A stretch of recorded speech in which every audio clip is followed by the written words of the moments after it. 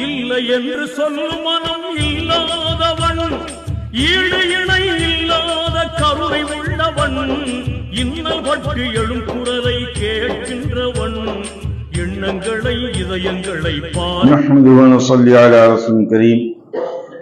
அம்மா பஅத். عن جابر بن سمرة رضي الله تعالى عنها قال خرج علينا رسول الله صلى الله عليه وسلم فقال ما لي أراكم رافعي أيديكم كأنها أذناب خير شمشي اسكنوا في الصلاة. فقال ثم خرج علينا فرعانا حلقا فقال ما لي أراكم عزين. قال ثم خرج علينا فقال ألا تصفون كما تصف الملائكة عند ربها إلى آخر أو قال النبي صلى الله عليه وسلم. அருமைக்குரிய சகோதரர்களே, பெரியவர்களே, இன்று நாம் பார்க்க இருக்கக்கூடியது தொழுகையில் இருக்கக்கூடிய விஷயங்கள். முதல் சஃபில் வரிசைகளில் இருக்கக்கூடிய ஒழுங்குமுறைகளை பற்றி பார்க்க இருக்கின்றோம். ஜாபிர் இப்னு ஸமரா ரலியல்லாஹு தஆலா அன்ஹு அவர்கள் கூறியதாவது, ஒரு நாள் நாங்கள் தொழுது கொண்டிருந்த பொழுது எங்களிடம் ரசூலுல்லாஹி ஸல்லல்லாஹு அலைஹி வஸல்லம் அவர்கள் புறப்பட்டு வந்தார்கள். அப்பொழுது நாங்கள் சலாம் கொடுக்கையில் கைகளை உயர்த்தி கொண்டிருந்தோம். இதை கண்ட ரசூலுல்லாஹி ஸல்லல்லாஹு அலைஹி வஸல்லம் அவர்கள், ஏன் நீங்கள் உங்களது கைகளை சண்டி குதிரை மானை உயர்த்துவதை போன்று உயர்த்தி கொண்டிருக்கிறீர்கள்? தொழுகையில் அடக்கத்தோடு இருங்கள் என்று கூறினார்கள். பிறகு மற்றொரு முறை ரசூலுல்லாஹி ஸல்லல்லாஹு அலைஹி வஸல்லம் அவர்கள் எங்களிடம் வந்த பொழுது நாங்கள் வட்டமாக தனித்தனி குழுவாக நின்று கொண்டிருப்பதை கண்டார்கள்.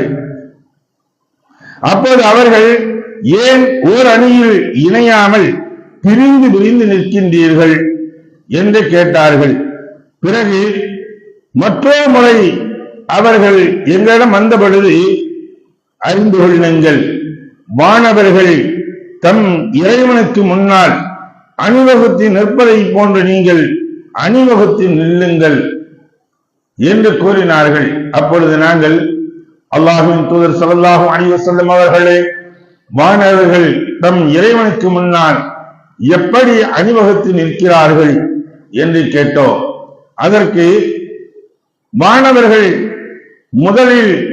முதல் வரிசையை பூர்த்தி செய்வார்கள்.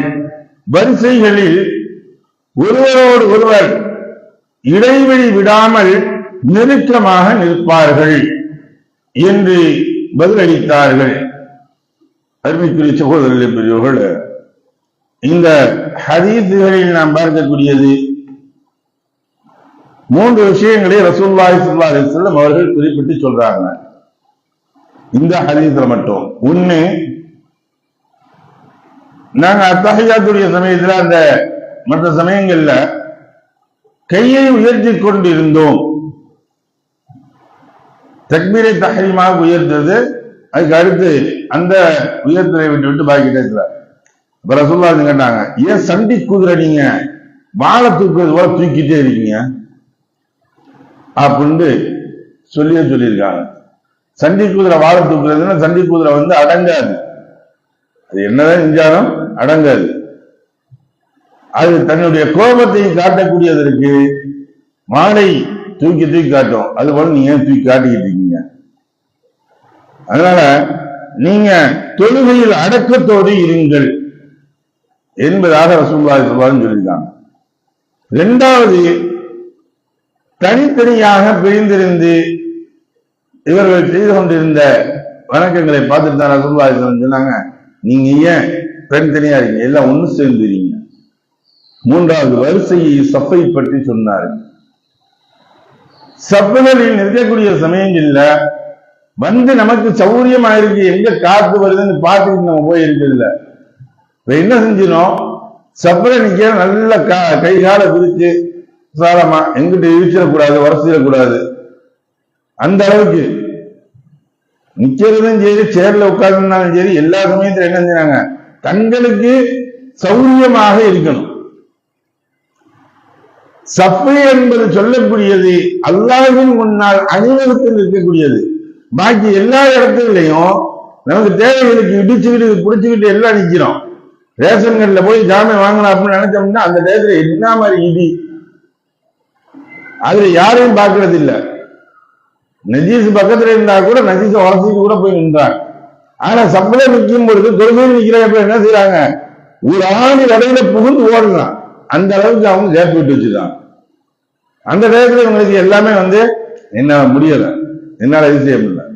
சப்புகளை சரி செய்யக்கூடியது நெருக்கமாக நிற்க வேண்டும். பின் காலுடைய குதிங்காலை வைத்துதான் சப்பை சரி செய்யப்பட வேண்டும்.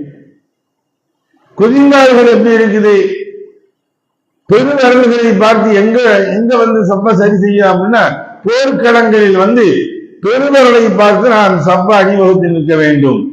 அதே சமயத்துல தொழுகையுடைய சமயங்களில் குதிங்காலை பார்த்து நான் வரிசைகளை சரிபடுத்தி நிற்க வேண்டும்.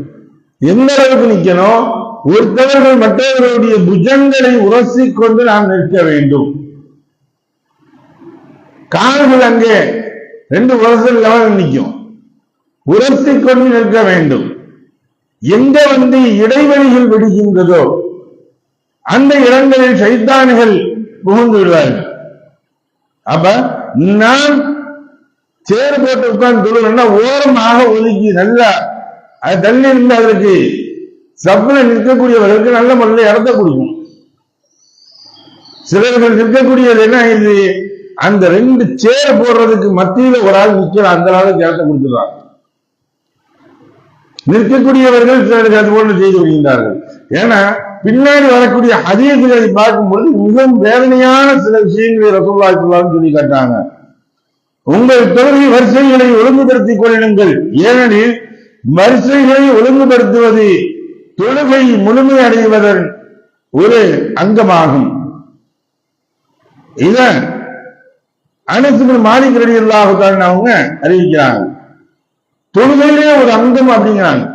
நாம் எப்படி தொழுகையில் சுஜூத் எல்லாம் செய்யறோமோ இதே சப்புகளை சரி செய்து நிற்பதும் ஒரு அங்கமாக இருக்குது. அடுத்து சொல்லி காட்டாங்க, இதன் மூலியமாக இருக்கக்கூடிய வேதனைகள் என்ன, ஒரு இடங்களில் சப்புகள் சரியில்லை என்றால் அங்கே பெரும் குழப்பங்கள், ஒழுங்குபடுத்தாமல் இருக்கக்கூடிய இடத்துல குழப்பங்களும் அங்கு இருக்கக்கூடிய பெரும் வேதனைகளும் இறங்கும் என்பதாக ரசூலுல்லாஹி சொன்னார். உங்களுடைய உள்ளங்கள் இந்த சப்புல ஒன்றுமல்ல அப்படின்னா மொத்தத்துல ஊர்ல இருந்து எல்லாத்தையும் பிளவுகள் ஏற்படும், குழப்பங்கள் ஏற்படும் அப்படின்னு சொல்லுங்க. அப்ப சப்புகளில் நாம் சரியாக இல்லாதவர்களுடைய ஒரு பிரதிபலிப்பு ஒட்டுமொத்த ஊருக்கும் அது விளைவை ஏற்படுத்தும். நம்ம நினைக்கிற சப்புங்கிறது என்னமோ சர்வசாதாரணமா நினைச்சிட்டு போயிடும்.